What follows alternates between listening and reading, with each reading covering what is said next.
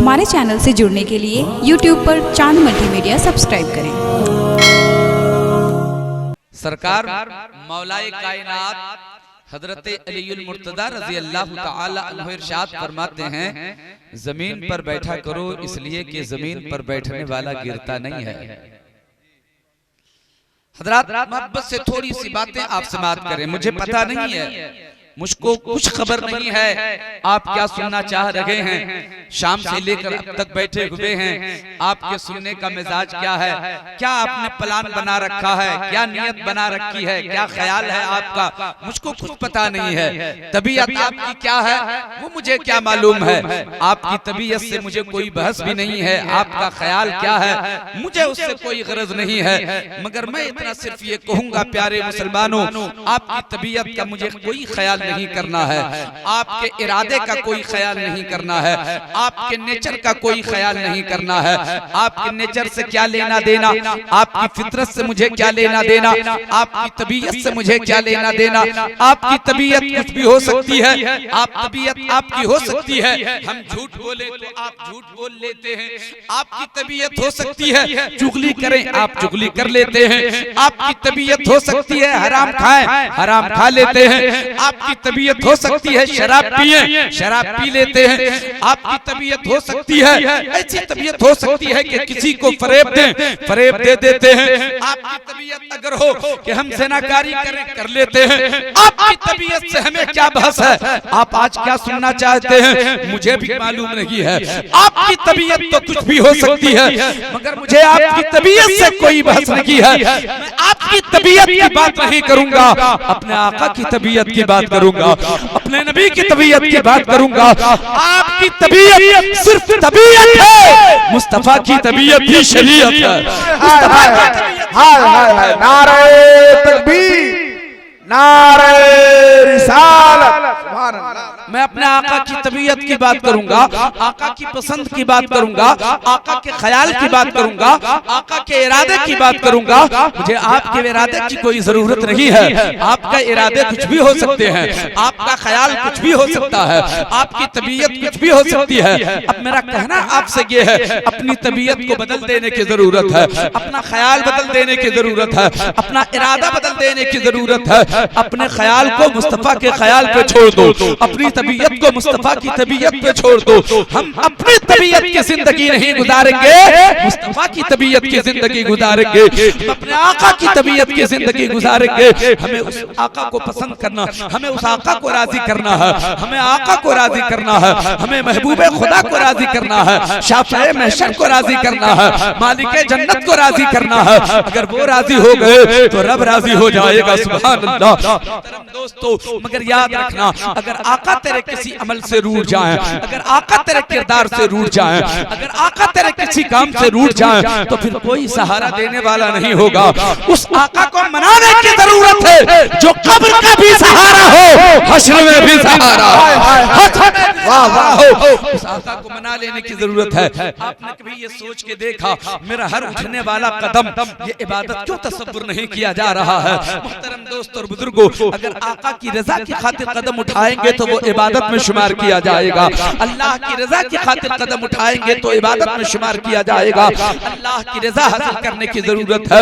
नबी को रूठने नहीं देना है, खुदा के महबूब को रूठने नहीं देना है, रात में मनाने की जरूरत है। वो रूठ गए तो कहीं के नहीं रहेंगे। याद रखना, वो इंसान एक पैसे का नहीं है, एक कौड़ी का वो इंसान नहीं है जिससे मुस्तफा रूठ जाए। और वो इंसान की कीमत नहीं लगाई जा सकती है जो मुस्तफा की रजा हासिल कर लिया हो, जो आका की रजा हासिल कर लिया हो। अब हमें देखना है आका राजी कैसे होंगे, आका कैसे राजी होंगे, आका को कैसे मनाया जाएगा। अब दीवाने तो बनाने के बहाने बहुत जानते हैं ना, अब बहाने ढूंढते चले जाओ, अपने आका को मनाते चले जाओ, दुरूद पढ़ते चले जाओ। आका को मनाने का ये तरीका है। सलाम पढ़ो, आका को मनाने का तरीका है। मस्जिद की तामीर कराओ, आका को मनाने का तरीका है। मदरसे की तामीर कराओ, ये आका को मनाने का तरीका है। नबी के मेहमानों की खिदमत करो, ये आका को मनाने का तरीका है। नमाज पढ़ो, ये आका के मनाने का तरीका है। और बुजुर्गों, अपनी तबीयत बदलने की जरूरत है, अपना ख्याल बदलने की जरूरत है, अपना इरादा बदलने की जरूरत है। मुस्तफा की खातिर अपनी जिंदगी के किरदार को बदलना होगा, अपनी जिंदगी के रविश को बदलना होगा। थोड़ी सी बातें मैं आपसे करूंगा, तवज्जो के साथ सुनिए। मैं वो मौलवी नहीं हूँ जिससे उम्मीद रखें आपके ये लतीफा सुनाएगा, ये हमें कहे लगवाएगा। हजरात, ये मजमा, ये जलसा कहे लगाने के लिए नहीं, मुकद्दर बनाने की जगह है, ये किस्मत जगाने की जगह है। इसलिए प्यारे मुसलमानों, आप और से मेरी बातों को सुनिए। अपने आका को मनाने की जरूरत है, अपने आका की पसंद का ख्याल करना है, अपनी पसंद को छोड़ दो, देखो मुस्तफा को पसंद क्या है। अपनी तबीयत छोड़ दो, देखो मुस्तफा की तबीयत क्या है। हम अपनी जिंदगी को किस कदर बेराह रवी का इख्तियार कर चुके हैं, हम किस कदर बेराह रवी इख्तियार कर चुके हैं। हमारी जिंदगी किस मोड़ पर पहुंच चुकी है। मोहतरम दोस्तों, हम तो बड़े अनमोल थे, हम तो बड़े कीमती थे, मगर हमने अपना वकार खुद खोया है। हम अपनी जिंदगी को खुद ही खराब करने बैठ चुके हैं। याद रखना, जिंदगी का एक एक लम्हा तेरा इबादत में शुमार किया जाएगा, मगर कब? याद रखिएगा, लोग कहते हैं नमाज पढ़ो, रोजे रखो, हज करो, ज़कात करो। मैं सवाल ये करना चाहता हूँ, क्या इस्लाम का फलसफा इबादत यही तसव्वुर दे रहा है कि सिर्फ नमाज पढ़ो, सिर्फ रोजे रखो, सिर्फ हज करो, सिर्फ ज़कात दो? मुहतरम दोस्तों, मैं मानता हूँ नमाज अहमुल फराइज है, रोजा रखना भी इस्लाम में इबादत है, हज करना भी इस्लाम में इबादत है, ज़कात देना भी इस्लाम में इबादत है, हज करना भी इस्लाम में इबादत है। मगर इस्लाम में सिर्फ नमाज ही इबादत नहीं है, सिर्फ रोजा ही इबादत नहीं है, सिर्फ हज ही इबादत नहीं है, सिर्फ ज़कात ही इबादत नहीं है। इस्लाम का फलसफा इबादत क्या है? मोमिन का हर उठने वाला कदम इबादत हुआ करता है। मोमिन बोलता है तो इबादत होती है, मोमिन चलता है तो इबादत होती है, मोमिन सोता है तो इबादत होती है, मोमिन मुस्कुराता है तो इबादत होती है, मोमिन जागता है तो इबादत होती है, मोमिन सफर करता है तो इबादत होती है। मोमिन की जिंदगी का एक एक लम्हा इबादत होता है। मेरे दोस्त और बुजुर्गों, गरीबों को सहारा दो, इबादत है। मस्जिद की तामीर करो, इबादत है। मदरसे की तामीर कराओ, इबादत है। उलमा से मोहब्बत करो, ये इबादत है। माँ की खिदमत करो, ये इबादत है। बड़ों की इज्जत करो, ये इबादत है। अपनी तबीयत को बदलने की जरूरत है। तबीयत बदलो मुस्तफा की खातिर, अपनी पसंद को बदलो मुस्तफा की खातिर। हालांकि लोग कहते हैं कि नेचर और सिग्नेचर नहीं बदलता है, नेचर और सिग्नेचर नहीं बदलता है, मगर मैं आपसे कहता हूँ अपना नेचर बदलो मुस्तफा की खातिर, अपनी तबीयत को बदलो मुस्तफा की खातिर। नेचर बदलो, बेनमाजी हो तो नमाजी हो जाओ, झूठ बोलते हो तो सच बोलने के आदी हो जाओ, शराबी हो तो तौबा कर लो, ज़िना के आदी हो तो तौबा कर लो। अपनी तबीयत को बदलने की जरूरत है, अपना नेचर बदलने की जरूरत है। थोड़ी सी बातें मैं अर्ज करना चाहता हूँ। हो सकता है आप ये कह सकते हैं मौलाना ये तो फितरी चीज है, इंसान अपना नेचर कैसे बदलेगा? नेचर बदला नहीं जा सकता है, नेचर नहीं बदला जा सकता है। जिसकी जो पसंद है उसकी पसंद वही रहेगी। मगर मैं कहता हूँ नहीं, अपनी पसंद को छोड़ दो, देखो मुस्तफा को पसंद क्या है, देखो मुस्तफा का नेचर क्या है, देखो मुस्तफा का ख्याल क्या है, ताकि मुस्तफा राजी हो जाए। हज़रात, मैं आपको समझाने के लिए एक बात अर्ज करता हूँ, कैसे अपना नेचर बदला जा सकता है। मेरे दोस्तों और बुजुर्गों, आकाए कायनात के चाहने वाले हैं आप, मानने वाले हैं आप, कलमा पढ़ने वाले हैं आप। एक माँ के 4 बेटे हैं, चारों की पसंद अलग अलग है, चारों की तबीयत अलग अलग है, चारों का नेचर अलग अलग है। होना तो ये चाहिए, एक माँ के 4 बेटे हैं, सब एक तबीयत का होना चाहिए, सब एक ख्याल का होना चाहिए, सब एक नेचर का होना चाहिए। मगर नहीं, ऐसा नहीं है, बल्कि चारों की तबीयत अलग अलग हो गई है, चारों की पसंद अलग अलग है, चारों का नेचर अलग अलग है। आपको मिसाल के तौर पे मैं समझा रहा हूँ। एक बेटा है जिसको पसंद है सादी रोटी खाना, दूसरे बेटे को पराठा खाना पसंद है, तीसरे बेटे को सादा चावल खाना पसंद है, चौथे बेटे को बिरयानी खाना पसंद है। माँ बेचारी क्या कर रही है? चारों बेटों की पसंद का ख्याल कर रही है, चारों बेटों की पसंद का ख्याल करती है। माँ कह सकती थी, ए मेरे बेटे सुनो, तुम्हारी पसंद सादी रोटी है, आज सादी रोटी बना लेती हूँ, कल जिसे पराठा पसंद है कल उसके लिए पराठा बना लेंगे, परसों किसी तीसरे भाई की पसंद का खाना बना लेंगे, चौथे दिन चौथे भाई की पसंद का खाना बना लेंगे। बात बन जाती, बच्चे भी मान जाते। मगर क्या कर रही है माँ? ये नहीं कहती कि आज किसी एक की पसंद का खाना बनाती हूँ, बल्कि हर रोज माँ अपने बेटे की खातिर चारों की पसंद का खाना बना रही है, चारों की तबीयत का खाना बना रही है, चारों के नेचर के मुताबिक खाना तैयार कर रही है। चाहे परेशानी का सामना जितना करना पड़े, 8 बजे किचन जाती है, रोटियां बना रही है, मुस्कुरा मुस्कुरा के रोटी बना रही है। जिसे सादा चावल पसंद है उसके लिए मुस्कुरा के सादा चावल बना रही है। माँ पसीने में शराबोर है, माँ पसीने बहाती चली जा रही है, मगर उसकी मुस्कुराहट नहीं जाती। मुसीबतों का सामना कर रही है मगर मुस्कुराहट नहीं जाती। परेशानियों का सामना कर रही है मगर मुस्कुराहट नहीं जाती। इसलिए कि बेटों की पसंद का ख्याल उसे करना है। बेटों की तबीयत क्या है, बेटों को पसंद क्या है। मेरा कोई बेटा भूखा ना रहने पाए। अगर एक बेटे की पसंद का खाना बनाती हो तो 3 बेटे भूखे रह जाएंगे। किसी और एक के खाने का पसंद, अगर पसंद का खाना तैयार करती हो फिर भी 3 बेटे भूखे रह जाएंगे। मेरा बेटा भूखा न रहने पाए। माँ इतनी मोहब्बत करती है अपने बेटों से, माँ इतना प्यार करती है अपने बेटों से। बस मैं एंडिंग पोजीशन से गुजरने वाला हूँ, रिजल्ट आपके सामने आने वाला है। मेरे दोस्तों और बुजुर्गों, नेचर बदलने की जरूरत है, तबीयत बदलने की जरूरत है। अपने नबी की खातिर बदलना होगा, अपने मुस्तफा की खातिर बदलना होगा, खुदा के महबूब की खातिर बदलना होगा, उस नबी की खातिर बदलना होगा जो कब्र में भी सहारा दे, हश्र में भी सहारा दे। हज़रात बदलो अपने नबी की खातिर अपनी तबीयत को। मैं कहां से कहां चला, मैं कर रहा था कि माँ ने अपनी तबीयत, माँ ने अपने आप को परेशानी में डालकर भी चारों की पसंद का ख्याल किया। कोई बेटा भूखा न रहने पाए। मोहतरम दोस्तों और बुजुर्गों, हर एक की पसंद का खाना हर रोज तैयार करती है, पसीने बहा रही है, मुस्कुरा मुस्कुरा के सबकी पसंद का खाना बनाती चली जा रही है। हर रोज का मामूल यही हो गया है।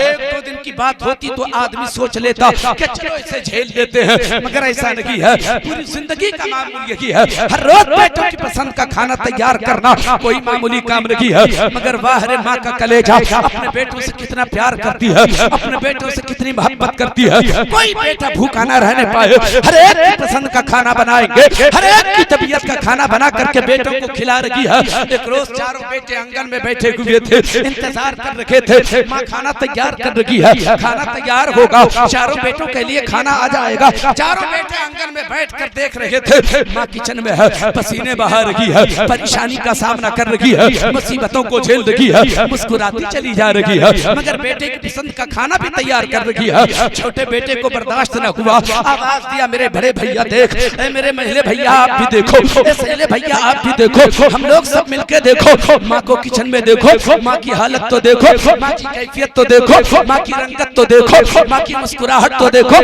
एक तरफ माँ का पसीना निकलता हुआ पसीना भी देखो, कपड़े पसीने से भीग चुके हैं, मगर मुस्कुराहट माँ की रखी जा रही है। हम लोग कब तक माँ को परेशान करते रहोगे, कब तक माँ को दुख देते रहोगे, कब तक माँ को तकलीफ उठाने की जहमत देते रहोगे। मेरे भाई सुनो, आज के बाद ये फैसला कर लो, हम लोग अपनी अपनी पसंद का खाना खाते हैं, इसलिए माँ को इतनी परेशानी का सामना करना पड़ता है। आज के बाद फैसला कर लो, हम लोग अपनी पसंद का खाना नहीं खाएंगे।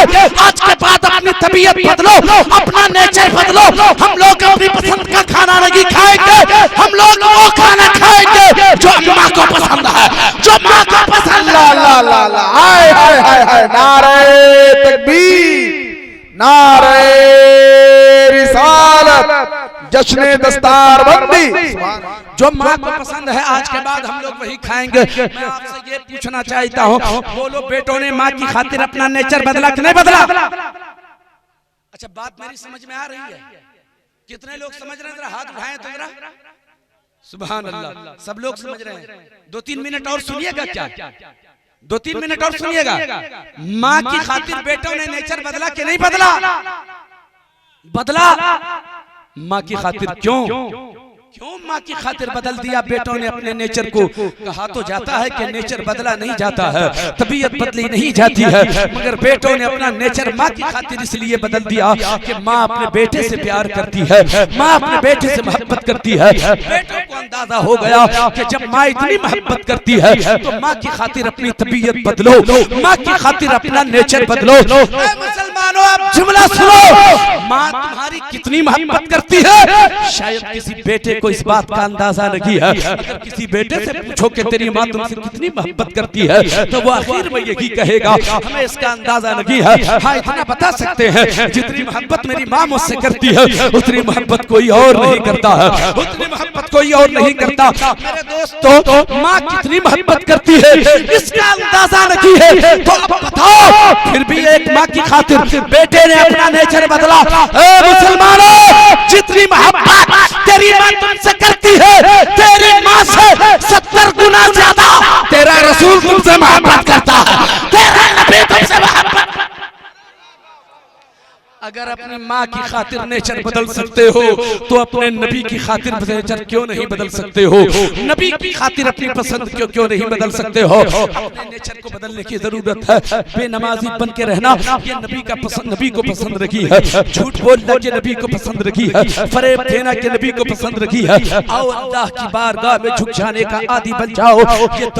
ये दौलत ये सरमाया कुछ भी हाथ आने वाला नहीं है, कुछ भी साथ जाने वाला नहीं है। ये सब के सब रह जाएंगे। अगर कोई दौलत काम आ सकती है तो वो मुस्तफा की मोहब्बत काम आ सकती है, मुस्तफा का प्यार काम आ सकता है। मुस्तफा का प्यार जिसे मिल गया हो, जिसे मुस्तफा की मोहब्बत नसीब हो गई हो, प्यारे मुसलमानों, वो इंसान अनमोल होता है। उसे दुनिया में भी इज्जत मिलती है, आखिरत में भी उन्हें इज्जत मिलेगी। अपने नेचर को बदलने की जरूरत है, अपनी तबीयत को बदलने की जरूरत है। आज हमारा नेचर ये हो चुका है, हमारी तबीयत ये हो गई है, हरामखोरी की तरफ बढ़ते चले जा रहे हैं। एक तो ये क्या हराम खा भी रहे हैं और उस हराम खाने की वजह से किसी और की जान भी चली जा रही है। मेरे दोस्तों और बुजुर्गों, जहेज कितनी बड़ी लानत है आप समझ सकते हो, आप जान सकते हो। अभी हाल ही में आपने देखा होगा आयशा नाम की उस खातून ने अपनी जान गंवा दी सिर्फ इसलिए कि उसके माँ बाप को परेशान कर रहा था उसका शौहर, जहेज ही के नाम पे। मैं पूछना चाहता हूँ प्यारे मुसलमानों, मेरे मुस्तफा ने तो जिंदगी तकसीम करने का सबक पढ़ाया। तुम कैसे लानती इंसान हो, जहेज के नाम पे पैसे मांगकर इंसान को मौत की घाट उतारने का सबब बन जाते हो। जिंदगी बांटने का तरीका छोड़ो ऐसी लानत को, इससे परहेज करो वरना मुस्तफा रूठ जाएंगे, आका रूठ जाएंगे। और अगर आका रूठ गए तो याद रखना कहीं के नहीं रहोगे। जहेज के नाम पे पैसे वसूल करने वाला हराम खा रहा है, वो हराम खा रहा है। हराम खाने वाले का हश्र क्या होगा आपको पता होना चाहिए। हराम का एक लुकमा अगर हलक के नीचे उतर गया तो याद रखना ना आपकी नमाज कबूल होगी, ना आपके सजदे कबूल होंगे, ना आपकी कोई इबादत कबूल होगी। इसलिए कि हराम का लुकमा जो हलक के नीचे उतरता है अल्लाह ताला उसकी जुबान के असर को छीन लेता है। अल्लाहु अकबर। मेरे दोस्तों और बुजुर्गों, आप कुछ भी कहेंगे उस बात का कोई असर नहीं होगा।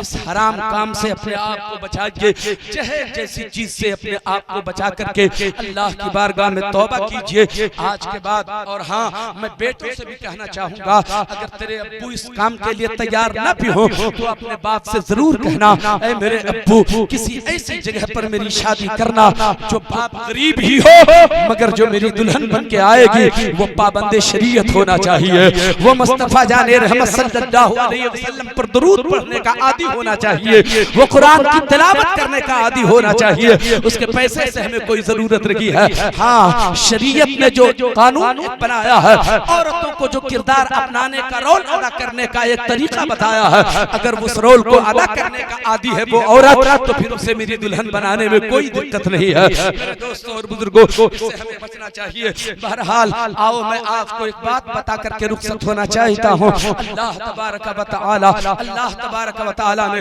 अपने बंदों को अपना महबूब अता फरमा दिया। सुभान अल्लाह, सुभान अल्लाह। इससे बड़ी दौलत और हमारे पास क्या हो सकती है? ये अनमोल दौलत है कि अल्लाह ने अपना महबूब हमें अता फरमाया। अपनी तबीयत को बदलो, अपने नेचर को बदलो, अपने ख्याल को बदलो, अपने नेचर को चेंज करो, चेंज लाओ अपने नेचर में। अगर आपने मुस्तफा की खातिर ये काम किया, खुदा के महबूब की खातिर ये काम किया, तो प्यारे मुसलमानों याद रखना आका भी राजी होंगे, आका का रब भी राजी होगा। इंसानों याद रखना, दिखावा छोड़ देना चाहिए। अब दिखावा छोड़ो, अब मक्कारी छोड़ो, अब अय्यारी छोड़ो।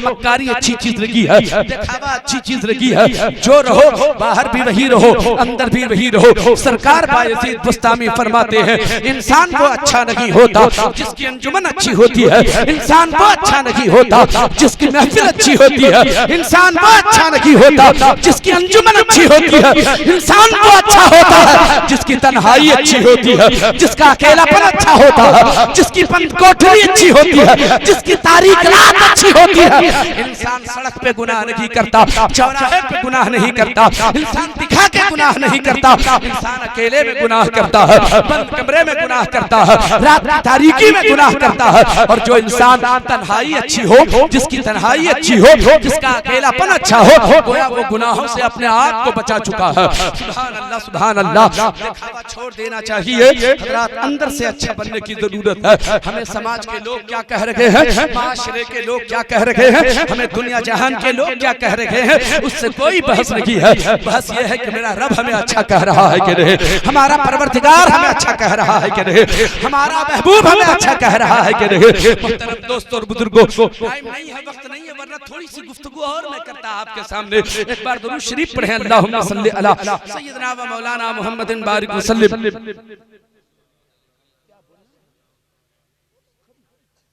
मोहतरम दोस्तों और बुजुर्गों, जी लगाकर अगर आपकी इजाजत हो तो 5 मिनट बोलूं क्या?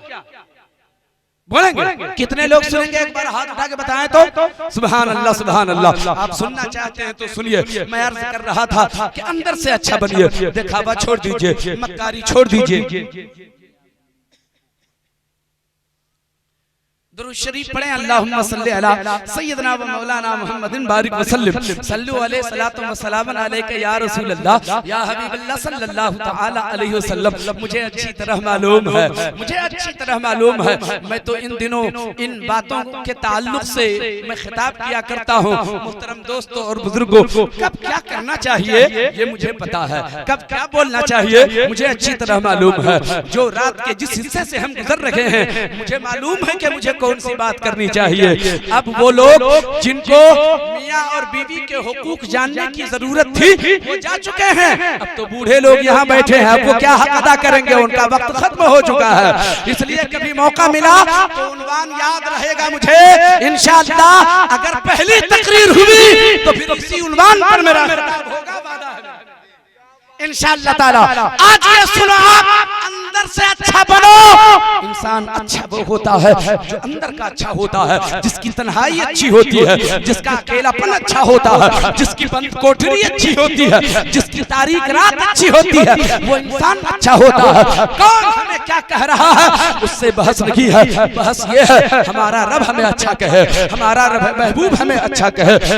दोस्तों और बुजुर्गों, तबीयत लगा के 2-4 मिनट की बातें सुन लीजिए आप। हज़रात गिरामी, ममलिकत इस्लामी का शहंशाह है, एक बादशाह है हज़रात। वो हुकूमत करने वाला, अपने पास पावर भी है, अपने पास ताकत भी है, अपने पास कुव्वत भी है हज़रात। ममलिकत इस्लामी का वो शहंशाह एक रोज रात की तारीकी में निकल गया है, रात के अंधेरे में शाही लिबास उतार देता है, शाही लिबास उतार देता है। दुरूद शरीफ पढ़ें, अल्लाहुम्मा सल्ली अला सय्यदना व मौलाना मुहम्मदिन बारिक वसल्लम। सल्लु अलैहि सलातु व सलाम। सभी लोग खड़े हो जाएं, सभी लोग खड़े हो जाएं अपनी जगह से, सभी लोग खड़े हो जाएं, जगह दें उन लोगों को। शहजादे सिराज मिल्लत, यादगार सिराज मिल्लत, पीर तरीक़त, रहबर राह शरीयत, सरकार हुजूर नईम मिल्लत हजरत अल्लामा अलहाद शाह नईमुल हुदा साहब क़िबला क़ादरी सज्जादा नसीब आस्ताना बैतुल अनवार गेवाल बिघा गया मिंबर रसूल पे तशरीफ ला रहे हैं। नारों के जरिए से हजरत का इस्तकबाल करें। नारे तकबीर, नारे रिसालत।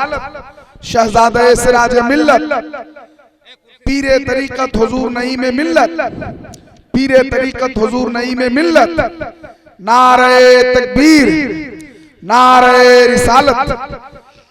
इलाके के तमाम उलमाए किराम जो इधर उधर हैं, उनसे गुजारिश है कि वो तशरीफ ले आए स्टेज पे।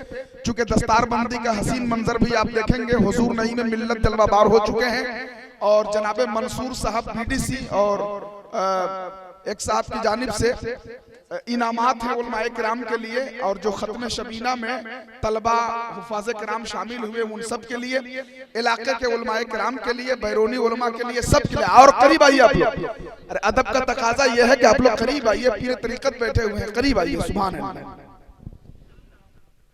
माशाअल्लाह।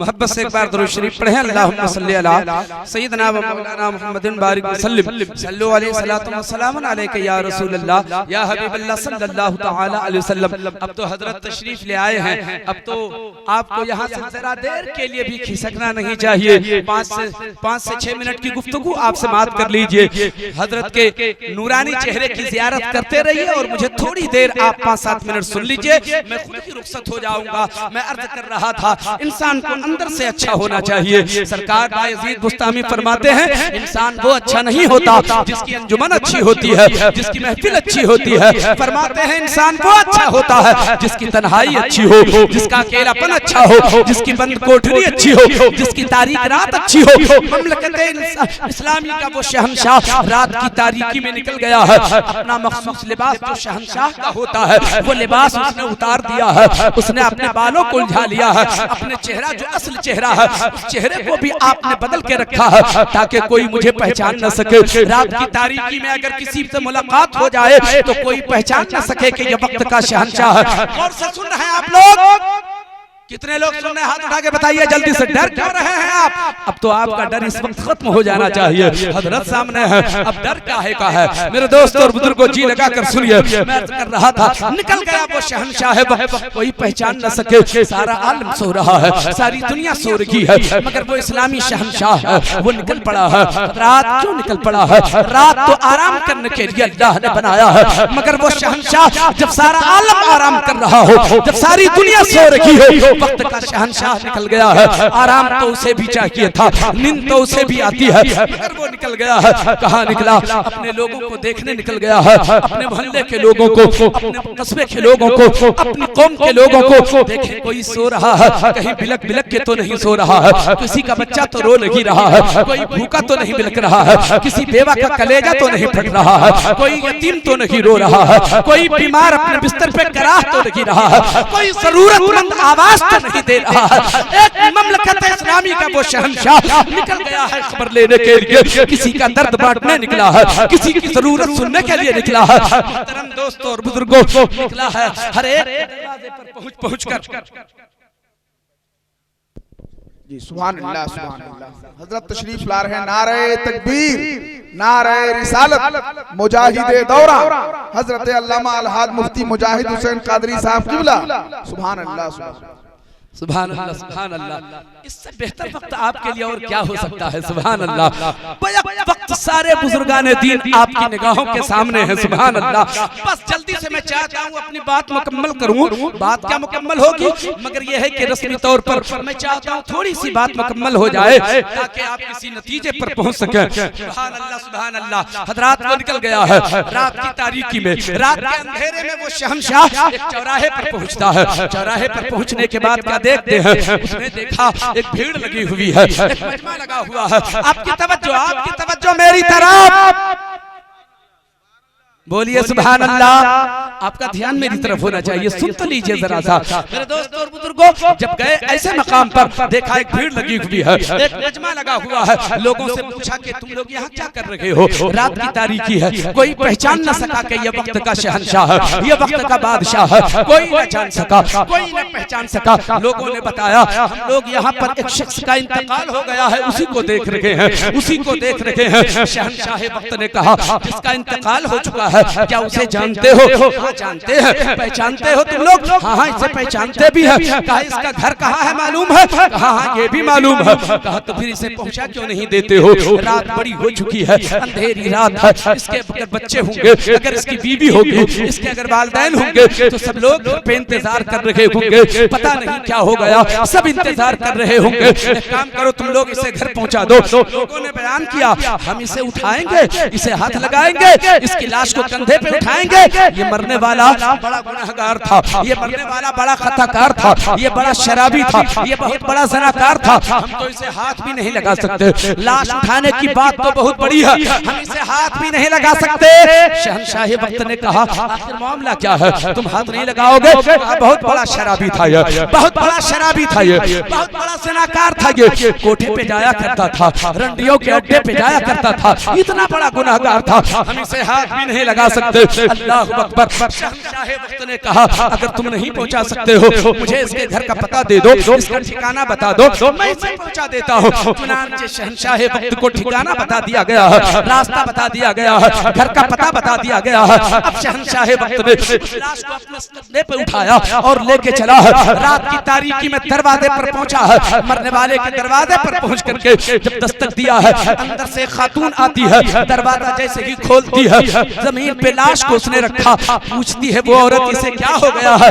जवाब दिया शहंशाह वक्त ने इसका इंतकाल हो गया है। मरने वाले की वो बीवी थी, इतना सुनना था, वो चीखने लगती है, वो फरियाद करने लगती है, वो कलेजा पीटने लगती है। आप अंदाजा लगा सकते हो, इसे लफ्जों में बयान नहीं किया जा सकता। अगर किसी शौहर कोई शौहर का इंतकाल हो जाए तो बीवी का कलेजा कितना फटता है ये एक बीवी ही बता सकती है। बहरहाल वो रोती रही, गिड़गिड़ाती रही, चीखती रही, फरियाद करती रही, अपनी जिंदगी की पूरी कहानी उसे याद आती रही। थोड़ी देर के बाद बादशाह वक्त ने कहा मरने वाला कौन है? उसने कहा मेरा शौहर। कहा मैंने बहुत सारी औरतों को अपने शौहर के जनाजे पे रोते देखा है, मगर जिस तरह तुम रो रही हो इस दर्द के साथ रोते हुए नहीं देखा। माजरा क्या है? तो उसने जवाब दिया मैं अपने शौहर से बहुत मोहब्बत करती हूँ, बहुत मोहब्बत करती थी।